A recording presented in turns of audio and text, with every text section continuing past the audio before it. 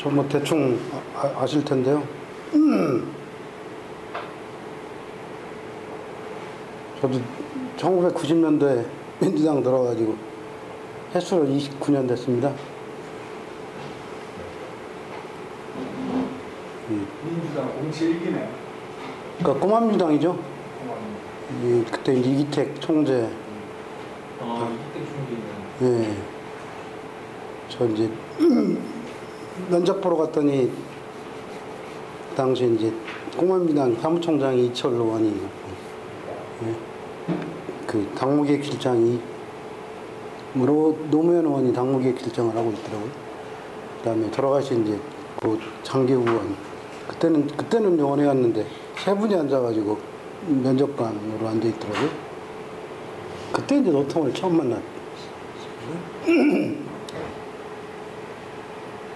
제 2014년도에 데이터 정치 연구소를 만들어가지고 이제 본격적으로 이제 정치를 좀 과학화해보자 하고 이제 연구소를 그냥 사설은 아니고 정식으로 사업자 등록증을 낸, 금년에도 눈꽃만큼이라도 지금 세금도 내고 있습니다. 작년에는 이거 주식회사로 만들어가지고 회원역에다가 그 회사를 지금 두 개를 하고 있죠. 하나는 개인사업자고 하나는 주식회사고. 이것도 조금씩 지금 소득세도 조금씩 내고 있습니다. 데이터 정치 경제 연구원 이게 회사입니까? 그렇죠. 주식회사입니다. 주주들은 몇 사람 있는데 뭐 다 근무는 안 하고, 사실상 산 건 뭐 저 혼자 하고, 고용도 지금 산 거는 아니지만은 뭐 반상근쯤 하는 사람을 고용도 한 명 시키고 있죠. 애국자죠. 이제 왜 제가 이제 데이터에 주목했느냐? 맨날 여론조사 틀리잖아요. 이게 대충 아시는 분은 아시겠지만은 2016년 총선 때 제가 이제 굳세게 국민의당을 키워야 여소야대 된다라고 얘기했다가 더불어민주당 쪽에 욕 많이 얻어먹었는데, 국민의당이 보수표를 뺏어오는 거거든요. 저는 이제 그걸 데이터를 통해서 확신했기 때문에 그 얘기를 계속 했었거든요. 마찬가지로 작년 대선 때도 안철수 후보가 이 보수표를 뺏어 먹기 때문에 이거 무조건 문재인 후보가 압승이다 라고 주장을 했는데 사람들이 잘 안 믿더라고요. 데이터 보면 다 나오거든요. 이 역대 선거 데이터를 쭉 모아가지고 그걸 이제 분석을 해보면 이제 다 나오는 건데, 그래서 일시적으로 작년 3월달, 3월 말 4월 초에 1대1 구도 비슷한 게 이제 나타났는데, 뭐 그건 인위적으로 여론조사 기관이 가상대결을 붙인 건데, 그건 가상대결은 말 그대로 여론조사에서 가상대결이지 현실적으로는 뭐 나타날 수 없는 구도인데, 아니 안철수 홍준표가 단일화 합니까? 뭐 물론 뭐 단일화 가능성은 뭐 전혀 없는 건 아니었는데, 그렇다면은 뭐 전체적인 선거 구도가 달라지는 거기 때문에 저는 뭐 거의 뭐 희박하다고 봤습니다. 그리고 여론조사라는 게 이제 잘 아시다시피 틀리잖아요. 100번 하면은 5번은 틀리다는 얘기 아닙니까? 신뢰도가 95%라는 거. 그다음에 오차 범위가 있다는 거는 그 오차 범위 이내에서 그냥 사실상 같다는 건데, 여론조사를 가지고 선거로 쓰는 나라가 사실상 우리나라밖에 없어요. 최근 정당 당대표 뽑는데도 여론조사를 지금 모 정당에서도 계속 쓰고 있는데 한심하죠. 그래서 이제 저는 이제 그렇게 하지 않고 이제 과거 선거 데이터를 쭉 모으고, 그다음에 이제 사회 경제적인 지표를 이제 믹싱을 하면은 보도적인 지표로 사용을 하면은 이제 이게 예측이 눈에 다 보여요. 이제 사회 경제적인, 그러니까 선거 데이터는 이제 쭉 하면은 내가 다 아는 거고요. 사회 경제적인 지표는 이제 하나만 예를 들면 이런 거죠. 박근혜 정부 4년 동안의 경제 지표가 상당히 안 좋았는데 2024년도에는 좋았어요. 성장률이 3.3%였어요. 제조업도 좋았고 서비스업도 좋았어요. 그 지방선거에서 사실상 새누리당이 이겼단 말이에요. 예? 그 광역단체장이 8대 9였고 기초단체장은 117대 80석으로 이겼고 광역은 기초원 다 이겼어요. 사실상 여당이 승리한 선거였어요. 왜 이겼냐 이런 지표 때문에요. 서비스업에서 일자리가 많이 나와요. 예. 이제 제조업은 장치 산업이기 때문에 그리고 이제 점점 고도화되기 때문에 일자리가 잘 안 나오잖아요. 최근에 자동화돼 있어요. 예, 최근에 고용위기도 주로 이제 서비스업에서 일자리가 안 나오기 때문에 이제 고용위기가 오는 건데 작년에 성장률이 3%가 넘었어요. 예? 3%가 넘었는데 여기 이 지표를 보면은 서비스업이 엉망이에요. 2.1%밖에 안 돼요. 예?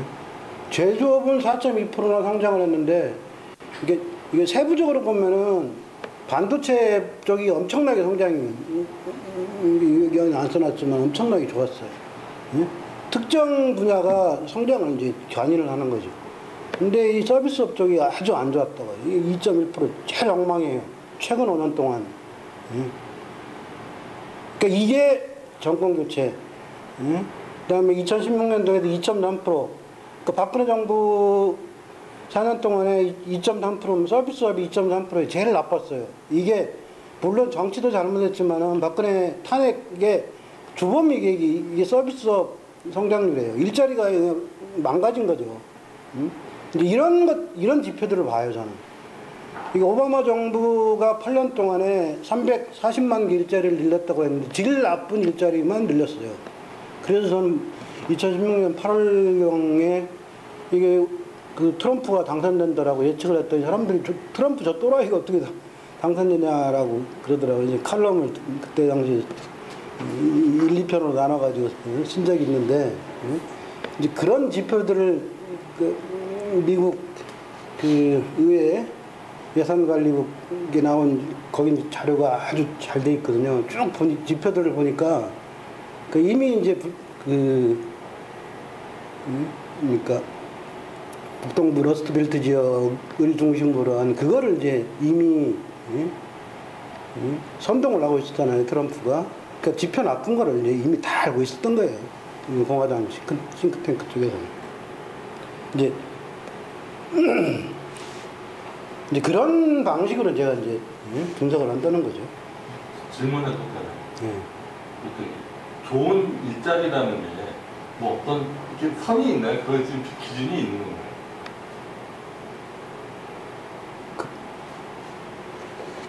이제 우리나라만 하는 얘기인 줄 알았더니만 지금 미국 사례를 가지고 좋은 일자리라고 얘기를 하셔서 나쁜 일자리, 좋은 일자리. 이게 선호하는 일자리가 있겠죠, 미국도. 굉장히 애매한 기준인 거죠. 예.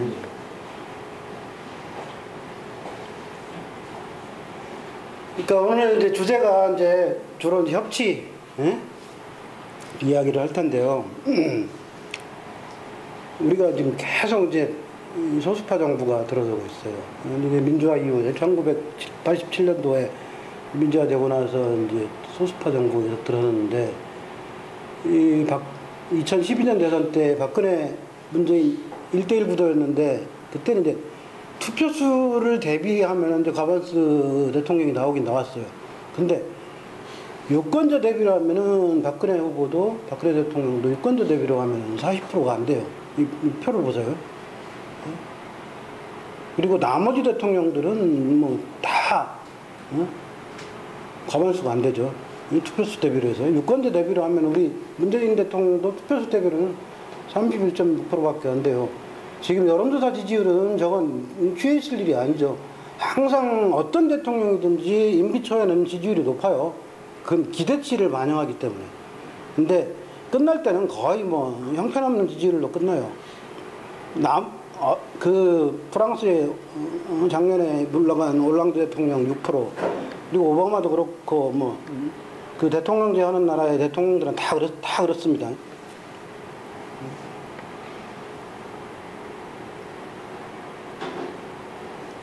이 여소야대가 계속 반복되고 있죠. 이제 여소야대가 반복된다는 건 이제 구조적인 원인이 있다라고 봐야죠. 이제 처음으로 이제 여대 야소가 된 게 이제 노무현 대통령 시절에 2004년 총선 때였는데, 그거는 이제 탄핵 역풍이라는 이제 특수한 상황이었고, 그다음에 이명박 대통령이 18대 총선에서 과반수에서 3석 더 얻었는데, 그건 이제 야당이 괴멸된 상황이라는 것도 역시 특수한 상황이었고, 박근혜 대통령이 이제 152석으로 시작했는데, 이제 취임할 당시에는 한 석이 좀 줄긴 줄었는데, 근데 뭐 그래봐야 뭐 단 2석을 초과했으니까, 간신히 과반수를 넘었으니까, 사실 뭐 과반수도 아니죠, 이건. 그러니까 안정 과반수는 최소한 165석 정도는 갖고 있어야 이게 국회에서, 의장은 무소속이고 뭐 안정적으로 그 국회를 운영할 수 있는 의석인데, 이게 뭐 안 되는 거죠, 이건 기본적으로. 이게 이제 그래서 이제 협치를 해야 되는데, 그동안 이제 어떤 방식으로 해왔느냐, 여당이. 노태우 대통령은 수반대 전반기에는 이제 야당, 어쩔 수 없이 이제 여소야대를 풀어나기 위해서 사당, 야당하고 이제 정책연대를 했죠. 그러니까, 그걸 이제 못 참고 이제 3당 합당을 했죠. 김영삼 대통령은 이제 인위적인 야당은 빼오기를 했어요. 149석으로 이제 14대 총선을 했는데, 이제 처음에 7명 빼어가지고, 그 다음에 임기 초에 이제 더 빼오고, 뭐, 그 다음에 15대 총선은 139석밖에 못 했는데, 12명 빼오기 하고, 뭐 이런 방식으로 이제 OS는 이제 여소야대를 해소했죠. 그 다음에 이제 DJ도 여소라는 이제 집권 직후에 정부로 돌파하려고 했는데, 6개월 동안 JP 총인준을 안 해주니까, 뭐 인준은 6개월 뒤에 하고 난 다음에 이제 정기국회 때 결국은 이제 뭐 좀 협박도 하고 해가지고 국민의힘 잡는 의석을 153석 과반수를 확보한 다음에 이제 그다음에 이제 법안 처리도 하고 뭐 다 했죠. 그다음에 이제 16대 총선 2000년이죠. 2000년 총선 끝나고 나서는 그때는 이제 새천년민주당이 잘못 썼네요. 새천년민주당이 115석, 그다음에 이강래 의원 등 무소속 의원들 4명이 입당해가지고 119석 만들고, 그다음에 자민련 17석, 그다음에 민국당 2석에서 138석이죠. 이때는 이제 IMF 외환이기 때문에 273석으로 전체가 줄어가지고 137석이 이제 과반수였는데, 이때는 이제 우리나라 처음으로 이제 3당 연장이 만들어질 때죠. 그다음에 잘 아시다시피 노무현 대통령은 이제 과반수가 붕괴되고 나자마자 이제 대연정을 제안했는데, 처음에는 이제 민주노동당하고 새천년민주당한테 차례차례 소연정을 제안했는데, 이제 다 안 받으니까 이제 한나라당한테 대연정 제안했는데 다 거부당했죠. 이명박 MB는 이제 친박하고 친박 부소속 급수해가지고 최대 172석까지 왔었고, 박근혜 대통령 시절은 제가 찾아보니까 157석까지 갔더라고요, 보궐선거에. 현재 지금 더불어민주당은 국회의장까지 포함해가지고 어쨌든 민주당 출신이 130석이지만은 이거 가지고는 노린 택도 없잖아요. 결국은 뭐 협치, 야당이 협치 없으면은 이제 안 됩니다. 여기도 안 써놨는데, 20대 전반기에 상반기에 발의된 의원입법이 13,362건이에요. 원안 가결이나 수정 가결이 1,438건, 처리율이 10.8%밖에 안 돼요. 그러니까 안 되는 거예요, 이게 도대체가. 대한반영 폐기도 처리라고 이제 우기는데, 그건 유사한 법들이기 때문에 그건 의미가 없는 거고, 사실은 처리율이 10%예요, 10%.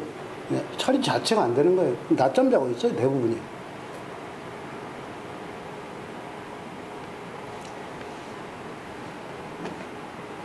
이게 이 데이터 보면 정말 재밌는 게 당이 많거나 여서야 될 때가 생산성이 더 높아요. 예? 그러니까 의원 발의 입법은 이게 그 언론이나 시민단체에서 평가를 하기 때문에 좀 어설프고 좀 엉성한 그 엉터리 법도 많아요. 근데 정부가 발의한 거는 꼭 필요한 입법들이 대부분이라고 보고 정부 발의 법안을 중심으로 해서 제가 이제 계산을 해봤어요. 13대 때 사당 취재 때는 가결률이 89.6이에요. 6%예요. 근데 3당 합당 이후에는 85.5로 내려가요.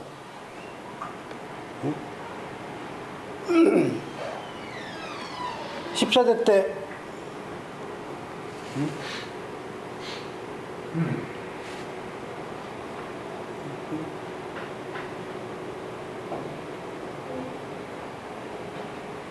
14대 때는 뭐 마찬가지니까 뭐 그렇고 15대 때는 15대 때 여당이 소수일 때는 88%, 여다로 바뀌니까 81.8%.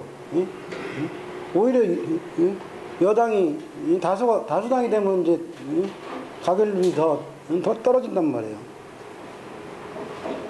16대 때도 이제 이게 1이라고 표시된 거는 DJP 공적 파기후 양당 취재 1대고 2는 열린우리당 창당 이후 3당 취재인데 이 여소일 때가 오히려 가결 비율이 더 높아요.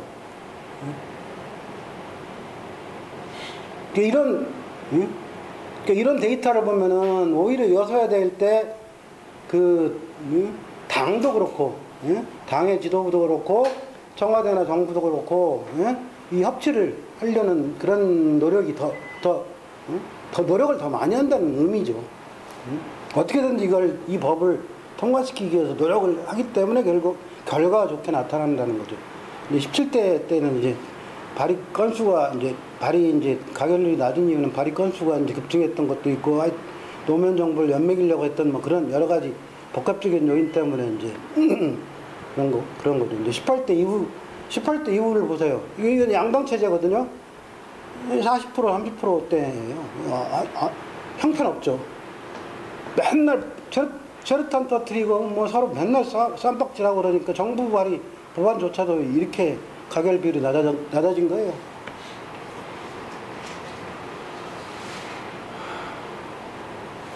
이제 협치는 주로 이제 잘 아시다시피 이제 의회제 국가, 의원내각제 국가에 맞는 그런 제도죠. 1인당 GDP 이제 2018년 IMF 그 자료예요, 이건. 이제 룩셈부르크 뭐 도시국가 조그만 나라긴 하지만 1등이고 스위스, 아이슬란드, 노르웨이, 아일랜드, 덴마크, 미국, 호주, 스웨덴, 네덜란드, 오스트리아, 핀란드, 독일, 벨기에, 캐나다 다 내각제잖아요. 대통령제는 미국 하나밖에 없고요. 5만 달러 이상이 독일을 포함해서 13개 국가인데 미국 하나 딱 있어요. 미국도 사실은 대통령제라고 의회 중심제. 그렇죠. 엄밀하게 얘기하면 이제 미국을 대통령제라고 볼 수는 없고 의회제라고요. 의회제 플러스 그 연방제, 분권화된 연방제라고 표현하죠. 그러니까 의회가 위에 있는 제도죠, 사실은.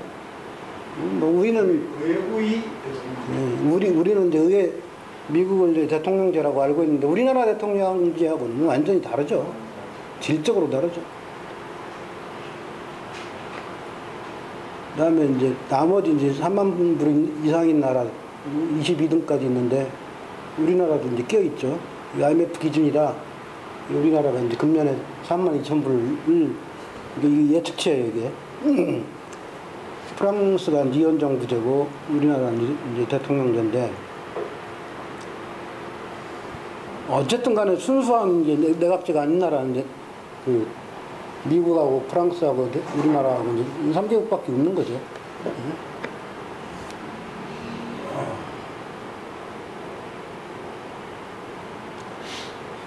이제 주로 이제 오늘 발제는 이제 제가 합치 사례를 많이 이제 얘기하겠습니다. 이제 프랑스의 협치 사례를 먼저 얘기하겠습니다. 이제 지금 이제 마크롱 대통령이 이제 집권 중인 건 잘 아실 거고, 작년 5월달에 집권하고, 프랑스는 대통령 선거가 끝나고 나서 5주 후에 선거가 이제 일요일 날 합니다. 프랑스는 특이하게. 그래서 오히려 투표율이 낮아요. 희한하게. 2000년도에 그 헌법을 개정해가지고 이게 동고정부가 계속 탄생하니까 7년에서 대통령 임기도 5년으로 단축하고, 이제 국회의원 임기하고 이제 같이 한 거죠. 맞춘 거죠. 그리고 대통령 다수연합이 국회의원도 몰아가자라 해가지고 대통령 그 선거가 결선 투표가 끝난 시점에서 5주 후에 총선 1차 투표를 하는 걸로 이제 바꿨어요. 그러니까 무조건 이제 대통령 다수연합이 무조건 과반수 먹게 돼 있어요. 그럼 자동풍으로 그렇게 될 수밖에 없는 거잖아요. 그 작년에 총선에서 마크롱당이 이제 전진하는 공화국 앙마르시라고 그러죠. 프랑스 말로.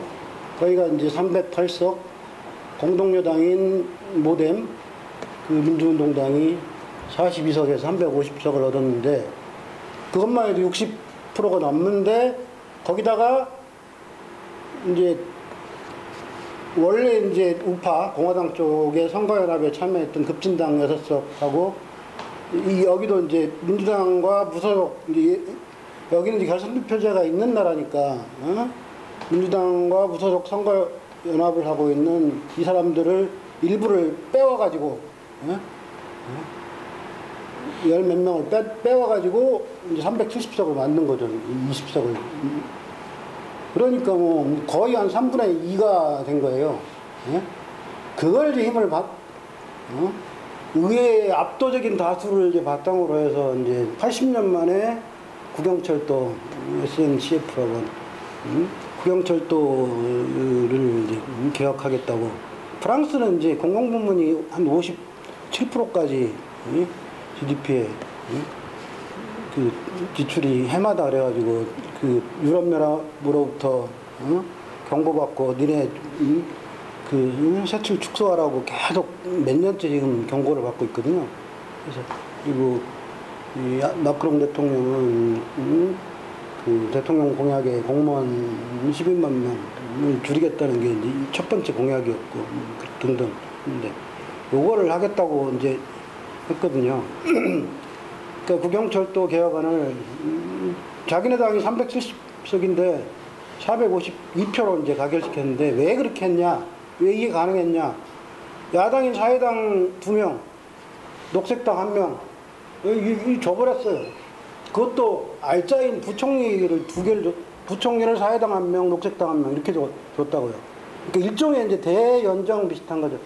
이 사람들은 그 당 차원에서 이제 입각을 한 건 아니고 개인 차원에서 입각한 건데, 원래 마크롱 대통령이 올랑드 밑에서 경제장관하고 보좌관도 하고 했던, 원래 출신이 좌파잖아요. 그러니까 좌파들하고는 뭐 상당히 그 네트워크가 있기 때문에, 이건 이제 여당인 지금 전진하는 공화국의 국회의원들이 사회당 출신들도 많이 있거든요. 그러니까 이게 가능한 거죠. 그리고 이제 그리고 이제 우파 쪽도 다 끌어들이고 뭐 이러니까 이제 사실상 이게 이 공동여당은 전진하는 공화국과 모뎀이라는 정당은 원래 이제 중도연합이거든요. 원래 이 모뎀이라는 정당은 2007년도에 만들어진 바이루가 대선 출마할 때 만든 중도당이거든요. 중도, 좌파, 우파가 다 망라한 370명의 국회의원이기 때문에 이게 뭐 그 국민적 지지를 받고서 이제 개혁을 이제 추진할 수 있는 거죠. 근데 왜 그거에 이제 가능하냐? 근데 이 마크롱 대통령이 예? 이 교훈을 어디서 교훈을 얻었냐? 근데 이제 전 대통령과 직전 대통령과 그러니까 전전 대통령이 실패해서 이제 교훈을 찾는 거예요. 이제 2007년도에 집권했던 사르코지 대통령, 그 이민자 출신 대통령으로서 이제 꽤 유명했던 이분이 노동시장 개혁을 했는데, 하여튼 오랫동안 노조가 파업해가지고 이제 그건 결국 못했어요. 연금개혁은 이제 성공을 했죠. 60세에서 62세로 퇴직연금 지급 연령을 이제 늦추고 뭐 요율도 인상하고 뭐 했는데 결국은 올랑드한테 2012년 대선에서 졌단 말이에요. 선거에서 졌다는 얘기는 결국은 사실상 이 개혁이 실패했다는 거죠. 근데 이제 이 양반이 그 사르코지 대통령의 내각 구성을 보면은 예? 대중운동연합, 공화당의 전신정당이에요. 친중도당, 급진당, 기민당, 민주당 부수동연합 이런 식으로 이제 구성을 해놨다고요. 이 급진당이라고 돼 있지만 이거는 이제 우파, 아까 앞에 이제 우파 쪽이고. 사회당은 한 명 끼워놨는데 이건 국무장관, 의결권도 없는 이제 국무장관 별 볼 일 없는 뭐 그런 거기 때문에 뭐 별 의미가 없고 개인적으로 이제 참여시킨 거기 때문에 이건 이제 그냥 우파 내각이에요, 이게. 이 내각은. 예? 그러니까 이 좌파의 협조를 받을 수 없는 예? 그런 내각이고, 예? 그러니까 정책 추진에서 힘을 받을 수가 없었던 거죠. 그러니까 노조가 완강하게 반대해도 뭐 수를 씁을 수가 없었던 거죠.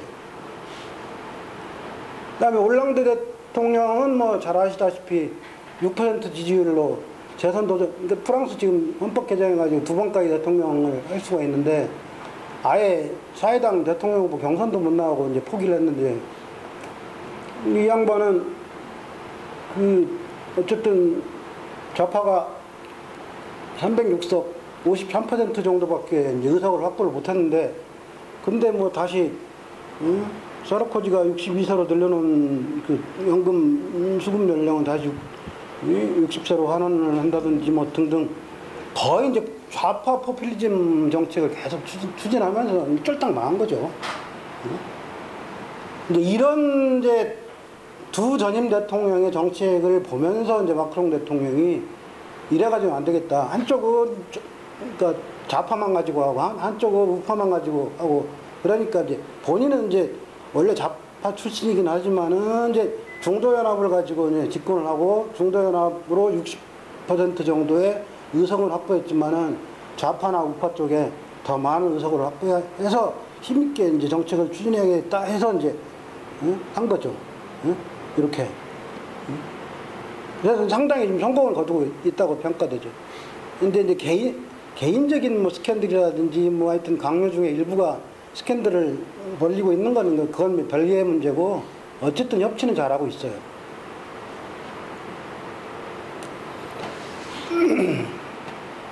그 이제 프랑스 협치 사례 이제 교훈을 보면은 이제 어쨌든 간에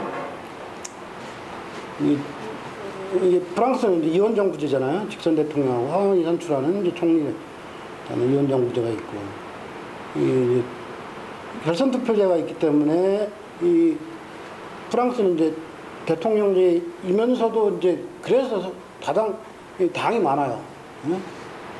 그래서 선거연합을 하고 아까 얘기한 대로 이제 2000년대에 개헌했다는 얘기 때문에 그래서 이제 동고정부가 이제는 프랑스 하면 동고정부 얘기를 하는데 동고정부는 사실상 제도적으로는 가능하지만 사실상 이제 불가능합니다. 이제.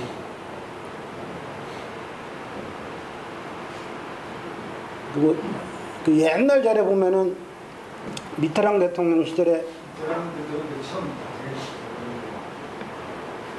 미테랑 대통령 시절에 이제 동고정부가 있었는데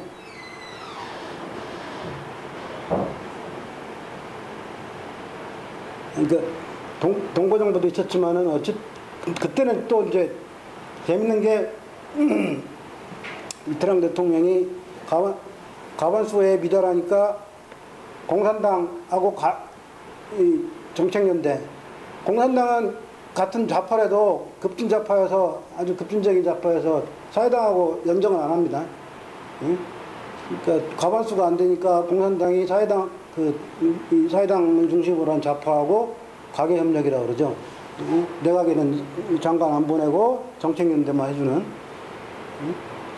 그러니까 필요에 따라서 공산당하고 정책연대 하기도 하고 중도연합 하고 연정하기도 하고 뭐 필요에 따라서 이제 그런 적이 있었어요.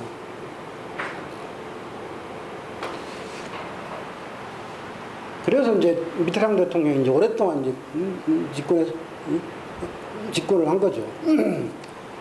스웨덴의 협치 사례를 이제 보겠습니다. 스웨덴은 뭐 잘 알려진 이제 복지국가죠. 요즘은 이제 스웨덴이 뭐 사민주의를 한다고 볼 수도 없죠. 어렵죠. 이제 복지 지출도 많이 줄이고 공공부문 지출도 많이 줄였기 때문에. 이제 1932년부터 이 사민당의 득표율을 보면은 계속 1등을 해와요. 1등을 해오는데,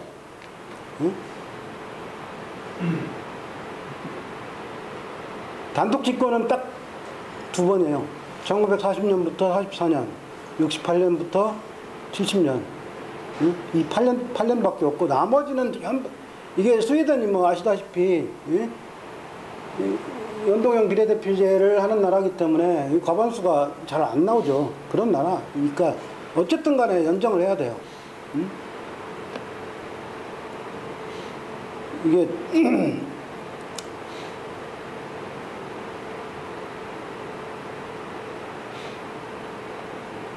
그리고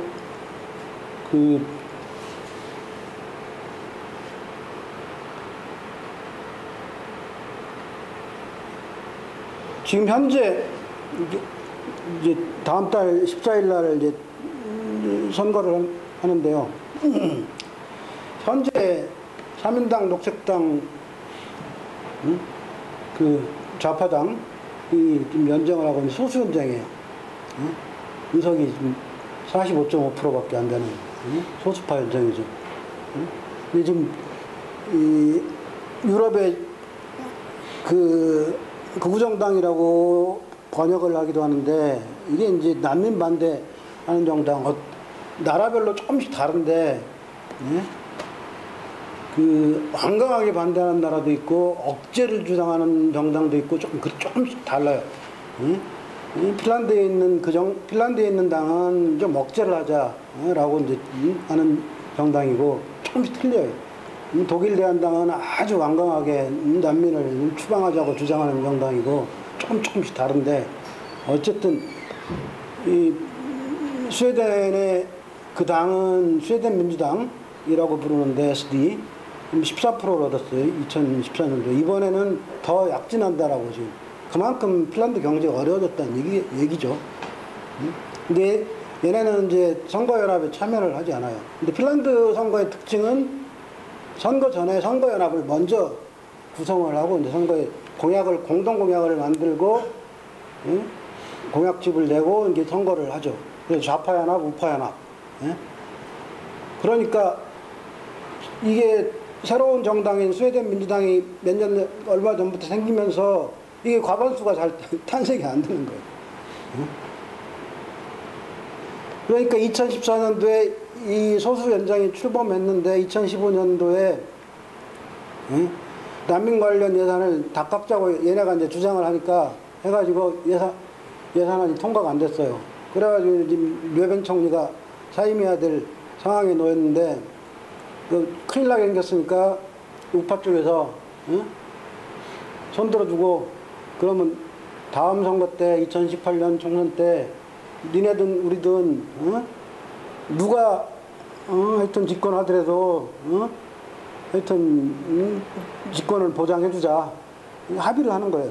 일종의 이제 정책연대죠. 가계협력을 합의하는 거예요. 그래서 사실상 지금 좌파하고 우파가 정책연대를 하고 있어요. 그러니까 지금 스웨덴 민주당 이 꼴통들은 지금 왕따에 왕따.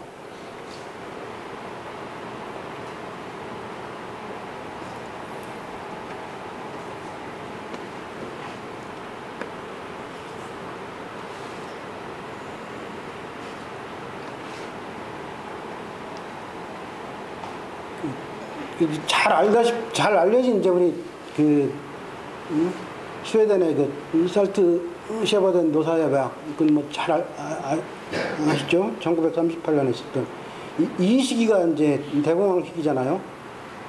요게 이제 3인당의 집권 시기였었죠.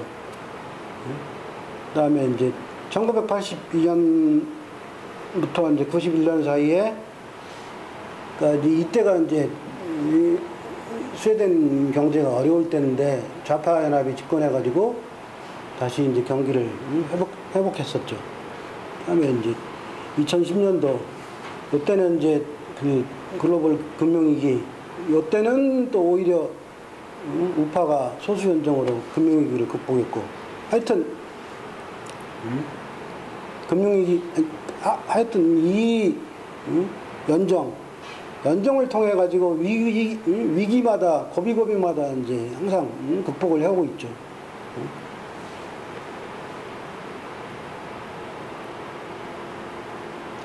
그다음에 노르웨이. 그러니까 룩셈부르크를 빼면은 사실상 그 1인당 국민소득은 스위스 다음으로 높죠. 2등인데 노르웨이 지금 집권당이 보수당이에요. 일당이 2등이에요. 계속 2등이에요.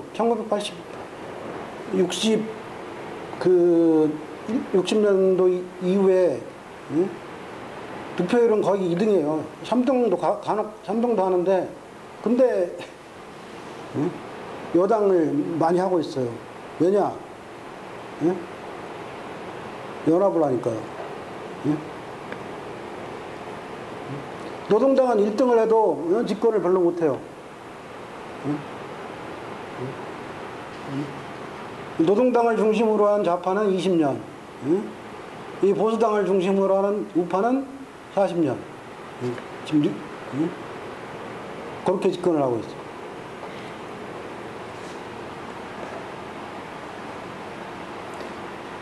그러니까 노르웨이도 스웨덴과 마찬가지로 선거연합을 해서 선거를 치릅니다.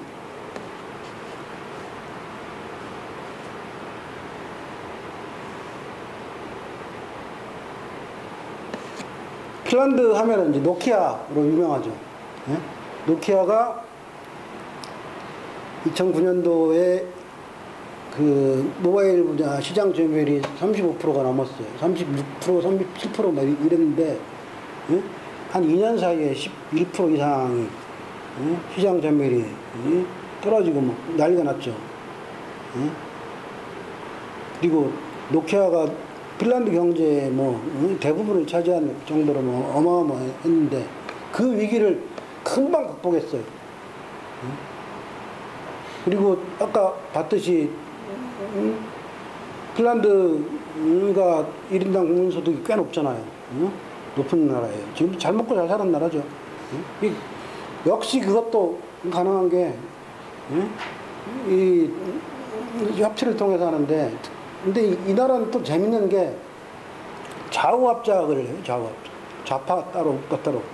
그러니까 이 그 북유럽 3개국 중에서 유일하게 선거 끝나고 연합을 하는 그러니까 연정을 하는 나라는 핀란드 한 나라인데 그러니까 스웨덴이나 노르웨이는 사전 선거 연합을 하고 이 핀란드는 사후에 연정을 이제 구성을 하는데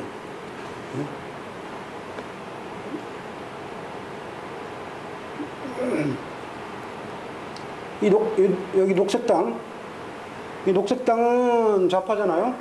중앙당은 옛날 농민당 후신이니까 이제 중도 정도 되죠. 국가연합당은 보수당. 스웨덴 인민당. 뭐 이런 식으로 이제 구성해가지고 좌우 합작을. 여기도 마찬가지로 나타났네요. 좌익동맹. 좌파, 우파가 다 섞여 있죠, 여기도.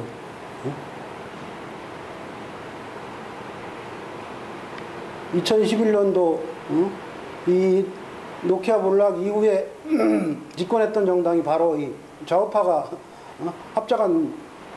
합작을 했죠. 재미난 게.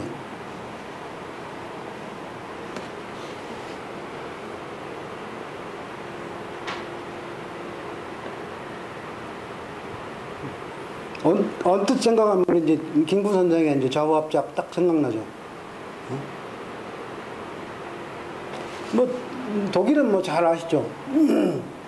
독일이 이제 금년 3월달에 메르켈 4차 내각이 출범했는데 메르켈은 이제 4번의 내각을 출범시킨 중에서 3번을 대연정이죠. 그 내각 출범시키는데 171일이 걸렸어요. 그렇게 이제 오래 서로 뭐 협상하고 뭐 어쩌고 저쩌고 하는데 시간이 많이 걸린 거죠. 연정 협약서를 제가 뭐 다는 못 읽어봤는데 협약서가 175페이지짜리예요. 굉장히 길어요. 그 기민당은 그 대의원들이 동의해서 이제 끝났는데 자민당은 한 50만 명쯤 되는 전당원 투표로 이제 결정을 했죠. 통과를 시켰는데 우편 투표로 합니다. 우리나라처럼 모바일 투표, 그 부작용 생기는 모바일 투표 절대 안 해요. 걔네가 선진국이 아니어서 모바일 선진국이 아니어서 그렇게 하는 게 아니에요.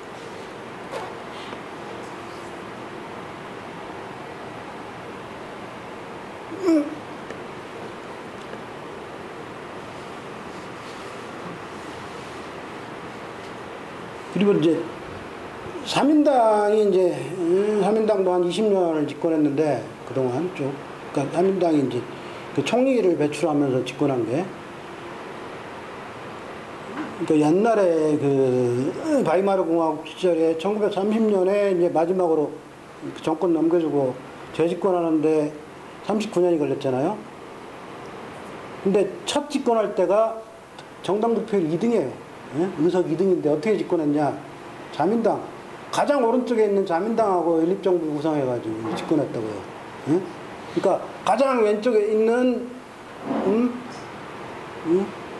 그 사민당하고 가장 오른쪽에 있는 자민당이 합친 거죠. 서로 손을 잡은 거죠. 그러니까 무슨 얘기냐면 사민당은 오른쪽으로 가고 자민당은 왼쪽으로 온 거예요. 그만큼 이제 사민당이 이제 개방화 됐던 거죠. 이제 그 유명한 이제 그 자민당의 겐셔 장관 이제 이때 이제 등장하는데 슈미트 내각에 등장하는데 이분이 이제 18년 동안 이제 외무장관, 외무부총리를 하면서 그 독일 통일 과정에도 이제 기여를 하고 최장수 외무장관으로 지금도 기록을 하고 있죠.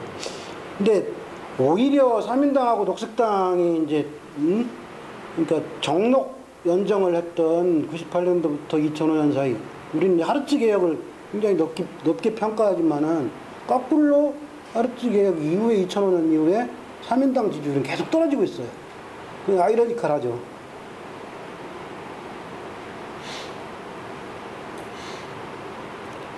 다음으로 이제 네덜란드 협치 사례입니다. 네덜란드도 이 강소국이죠. 인구가 1,700만 명인데, 근데 사실은 유럽에서는 1,700만 명 정도 나라면 굉장히 큰 나라죠. 우리나라 3분의 1인데, 여기는 이제 이 파트타임 비율이 47%고, 뭐 실업률도 낮은 굉장히 잘 먹고 잘 사는 나라인데, 파트타임이 비율이 높다고 해서 그 대우를 안 해주냐? 파트타임이면서 안정되어 있는 그런 나라죠. 그 직장에서는 안정되게 직장 생활하는 그런 나라죠.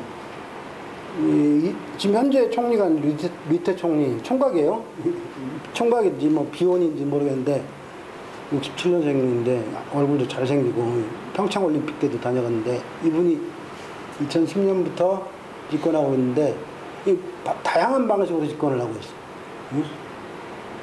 이 자유당이라고 하는 정당이 이게 뭐냐면 독일 대한당, 뭐 스웨덴 민주당과 같은 뭐 이른바 그 구구 정당인데 거기도 난민 반대하는 그 당하고 2010년도에는 가계협력을 합니다. 2년 만에 이제 파토가 났어요. 파토가 나니까 2012년도에는 이제 노동당 성격이 완전히 다르죠. 응? 대연정을 하고. 작년에는 이제 총선에서 이제 의석을 8석이나 잃었지만 어쨌든 이제 일당이 됐어요. 그러니까 이제 이 기민당, 민주 66당, 66년도에 이제 민주화운동 하면서 만들어진 정당이에요, 이 당이. 그래도 이 당은 이제 중도 우파 정당인데, 그 다음에 CU, 기독교연합이란 기독교 계통의 우파 정당이에요. 이 76석, 150석 중에서 과반수 플러스 1석이에요. 딱 과반수 넘기는데, 간신히 이제 만들었죠. 여기 208일 만에 이제 연정을 출범시켰죠. 208일 동안 이제 무정부 상태였는데, 근데 잘 알다시피 이제 그 네덜란드의 바세나로 협약, 1982년도에 있었던 그 총리가 이제 로버스 총리인데, 그때는 이제 기민당, 노동당, 자민당 이 3개 정당이 이제 80년대 이후부터 네덜란드를 이제 총리를 이제 주고받고 하고 있는데, 이 양반이 이제 12년간 이제 그 총리를 재임했는데, 1, 2차 내각은 기민당, 자민당, 우파 내각이었는데, 3차 내각은 이제 바세나로 협약의 주인공 상대방이었던 빔콕, 그 당시 이제 노총 위원장이죠. 이분을 이제 재무부총리로 기용을 하죠. 기민당, 노동당 대연장 할 때. 그때 이분이 바로 노동당 당수였기 때문에 특이하죠. 노조위원장 하다가 노동당 당수하다가 우리 같으면 노동부 장관이 아니라 재무부 장관을 한다. 재무부 장관 겸 부총리. 그래가지고 실업률 낮추고 고용, 경제 성장을 이끌고 막 이런다고요. 우리나라 같으면 상상이 잘 안 되죠. 노조 지도자 출신이 재무부 장관을 한다.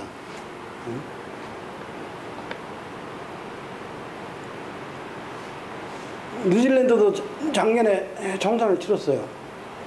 뉴질랜드, 이게 그 연동형 비례대표제, 권역별 연동형 비례대표제의 사례로 이제 드는 게 이제 독일이라면, 뉴질랜드는 이제 나라가 땅덩어리가 작으니까 전국 단위로 이제 연동형 비례제를 하죠. 93년도에 이제 바꿨는데 하도 이제 시끄럽고 그래가지고 93년도에 처음 바꿨어요. 비례대표가 71, 지역구가 49석 이렇게 바꿨는데, 그 해에는 이제 국민당이 계속 단독 집권했는데, 그 다음부터는 이제 계속 이제 득표율대로 바뀌는데, 이제 뉴질랜드 퍼스트당 이 이제 17석으로 이제 지금까지 중에서는 제일 많이 얻었는데, 윈스턴 피터스라는 분이 이제 외무부 장관을 하죠.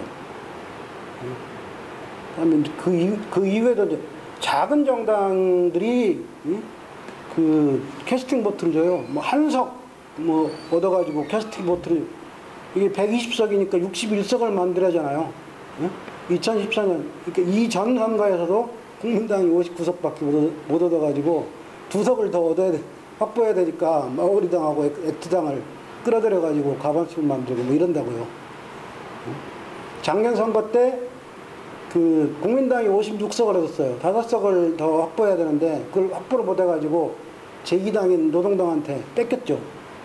정권을 넘겨준 거예요.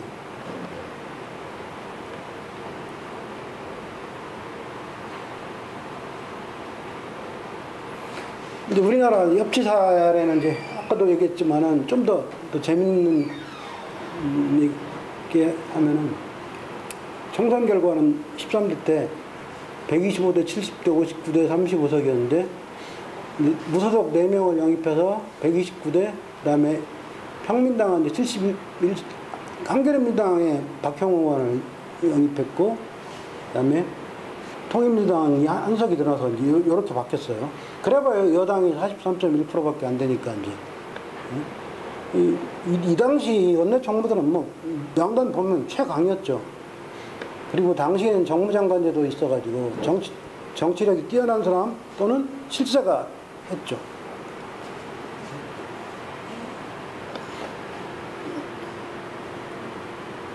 이때 이제 다 법안은 4당 내지는 3당이 합의해서 처리한 법안이었어요. 이 기록 보니까 오공특위에서 전두환 일가 출국 금지하는 야3당이 일방적으로 처리했죠. 그러니까 야3당이 합의 처리했어도 대부분은, 그러니까 나머지는 다 그 민정당한테 그 사전 통보는 다 해줬는데 통보 안 하고 한 건 이거 딱 하나 있더라고요.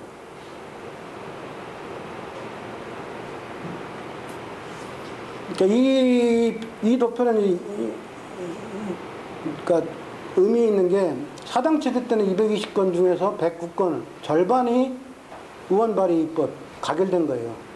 근데 3당 합당 이후에는 정부 입법이 77.2%로 압도적으로 다시 통법으로 돌아간 거죠.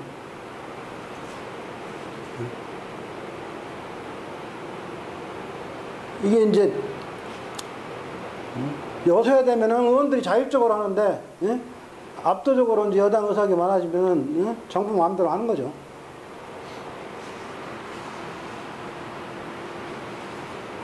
이때 당시에 이제 이런 대법원장도 빠꾸시키고 양심수 석방 촉구도 하고, 이 국회 교섭단체 정책연구위원 제도도 이때 도입됐더라고요.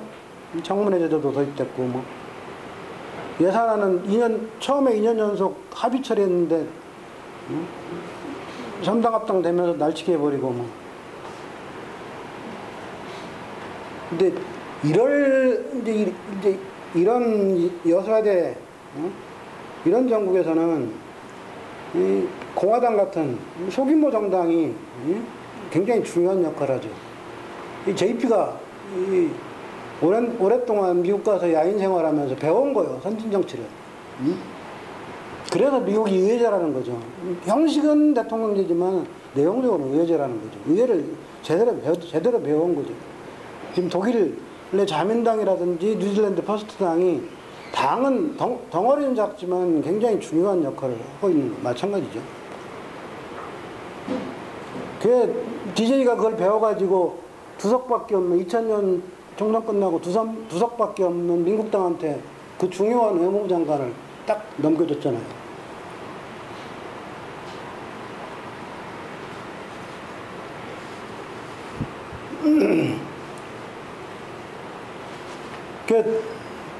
이제 이 협치를 가능하게 하는 선거제도 뭐겠어요? 과반수가 안 나와야 여서야대가 돼야죠.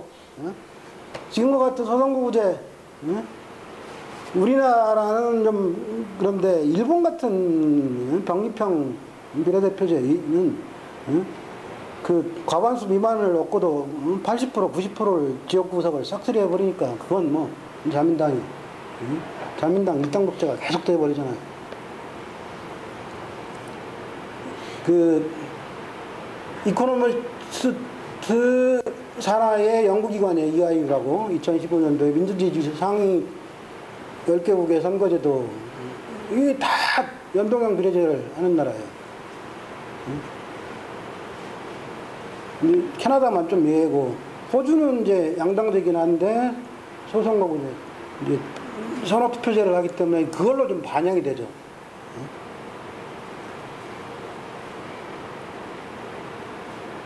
그래서 이제 제1당의 의석 비율을 한번 보세요. 형편도 없어요, 다. 노르웨이 26.6, 아이슬란드 17.5, 스웨덴, 집권당인데 제1당이라고 잘못 쓰면. 스웨덴, 뉴질랜드, 덴마크, 스위스, 캐나다, 핀란드, 호주, 네덜란드. 캐나다 빼놓고는 전부 다 형편없죠, 득표율이.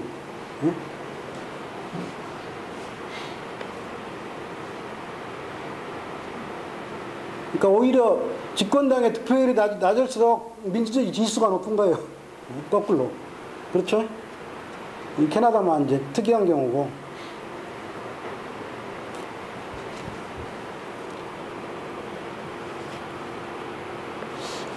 이제 정당법 문제도 중요하죠. 세계 주요 지도자들을 보면은 이제 대표적으로 스웨덴 레벤 총리 이분은 13살 때 3인당 가입을 해요. 나머지 뉴질랜드 제신드 총리 19살 때로 돼 있는, 아까 네덜란드 총리도 21살 때, 메르켈 총리는 좀 늦게 정당에 들어오죠. 다른 나라 보면 다 14살, 13살, 뭐 15살 막 이래요. 영국 보수당은 아예 제한 없어요. 뭐 프랑스 공화당, 호주 노동당 이런 데는 정당 가입 연령 자체가 제한이 없어요. 오스트리아는 16살부터 뭐 선거권을 주기도 하고. 근데 우리나라는 19살 돼야 선거권 주고 정당 가입 할 수 있는 자격이 있잖아요. 왜 이게 중요하냐? 어릴 때부터 정당에 가입해서 훈련을 시켜야 돼요. 그래야 정당에서 대화와 타협이라는 이 민주 시민 훈련을 하고 교육을 하고 이 기술을 익히는 거죠.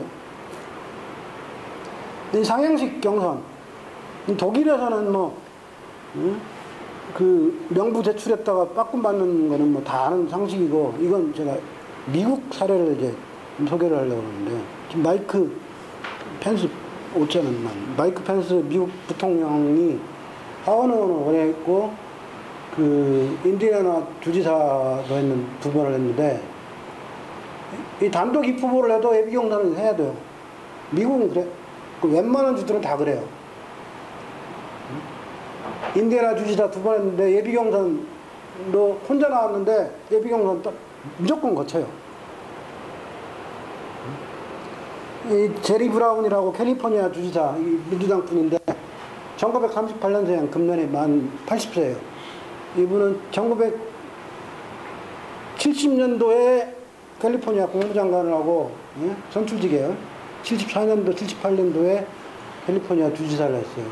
그때는 74년도에는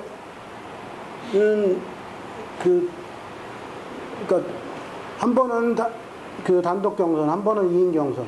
그다음에 2010년도, 2014년도에는 혼자 나와가지고 경선하고 예비 경선. 이 얄짤없어요, 미국은. 미국 민주주의가 그렇게 해서 발전하는 겁니다. 우리나라는 다 내리꽂잖아요.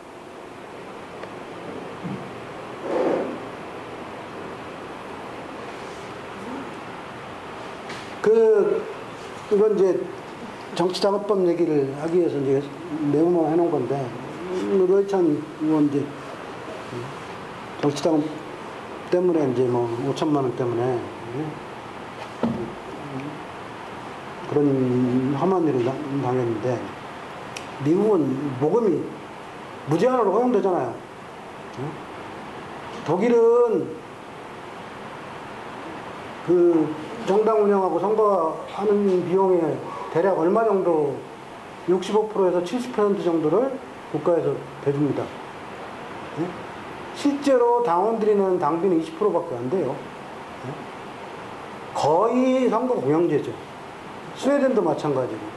그리고 원외정당들도 일정한 득표율 이상을 얻으면 원외정당도 돈을 줍니다. 여성주의 정당이라고 스웨덴에 그 4% 이상을 득표를 못하면은 의석을 못 얻는데, 그 정당이 그래도 2.5% 이상을 얻었기 때문에 돈 받고 있고요.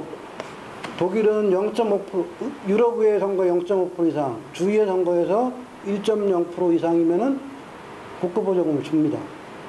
근데 우리는 원외정당은 얄짤없고 정치신인 얄짤없고 그러잖아요. 응? 아예 봉쇄를 해놨잖아요. 국회의원 아닌 사람도 후원금 그런 거. 그러니까 정당한테 돈을 준다니까요. 그러면 그 정당이, 그 정당이 자기네, 그 활동가들한테 다 나눠주고 같이 쓰는 거죠. 그리고 정치 신인들도 다 개방돼 있고, 선거운동 무제한으로 허용하고. 근데 2016년도 총선 때 더불어민주당 총선 공약이 완전한 선거 공영제, 이게 하나 있었고, 그 다음에 상시 선거운동 허용, 이게 있었어요. 근데 화장실 갈 때 하고 올 때 하고 다르다고, 지금 그 법 내는 사람이 아무도 없어요. 이상 발제 마치겠습니다.